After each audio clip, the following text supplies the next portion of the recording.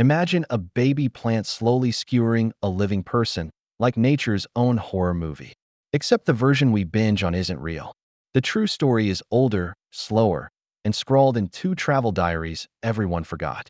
Today we're rewinding to 1820s Asia, where the first victims didn't scream under bamboo, but under a palm most of us can't even pronounce. Ready? Let's dig. Ask the internet about bamboo torture, and you'll get World War II, Japanese soldiers, and shoots sprouting through POWs. Physics says maybe. Archives say meh. Not one verified court file, not a single photo. So how did the rumor take root?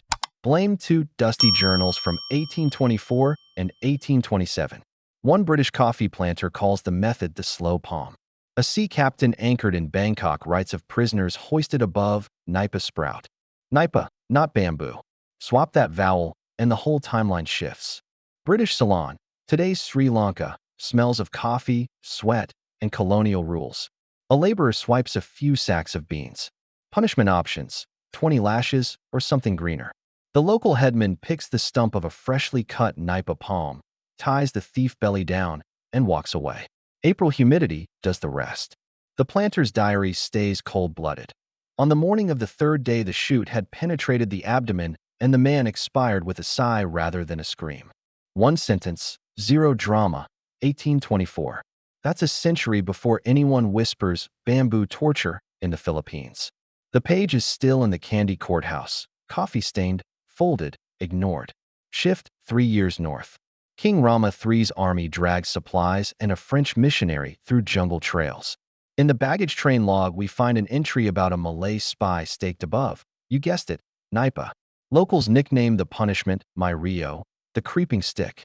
The missionary even sketches it, wrists and ankles lashed to a bent sapling, so every millimeter of growth adds stretch and pierce.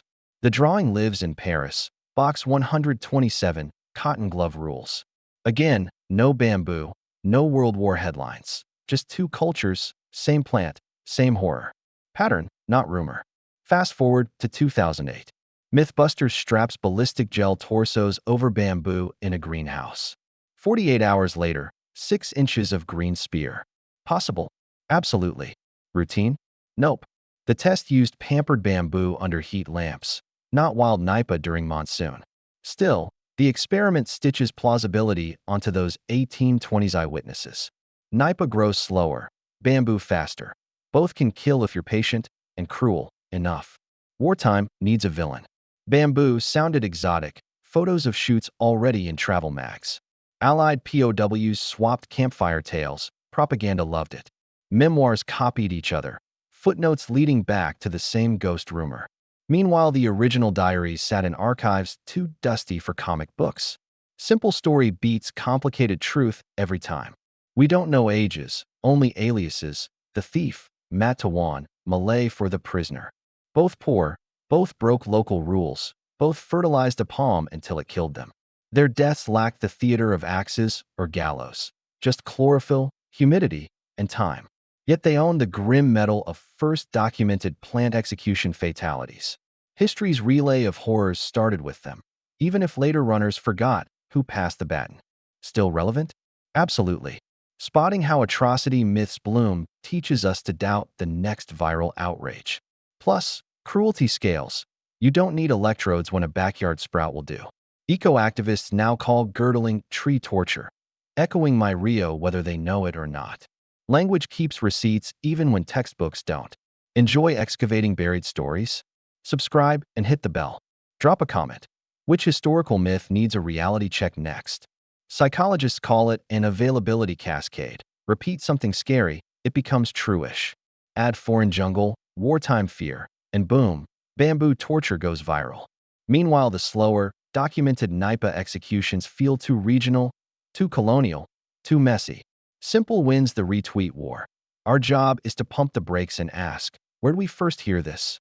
Follow the breadcrumb trail, and you usually end at one traveler riding by candlelight, wondering what the locals just did. Here, that candle burned in 1824. Bottom line, bamboo torture as widespread World War II practice? Unproven. Plant-based impalement in colonial Asia? Proven. Twice, before Queen Victoria hit her stride. Those two cases are the seed every leafy nightmare grew from. Myths need kernels of reality, and this kernel is green, fibrous, and alarmingly patient. Forget the bamboo. Remember the Nipah, the Malay spy, the coffee thief. Once that seed's planted, garden center sprouts look downright sinister. Like myth busting with receipts? Smash like. Share with the history buff who swears bamboo torture is ancient tradition, and tell us which archive to raid next. So the first plant torture victims weren't mythical POWs or movie props. They were a nameless Ceylonese laborer in 1824 and an anonymous Malay spy in 1827, killed by a palm that most of us still can't spell.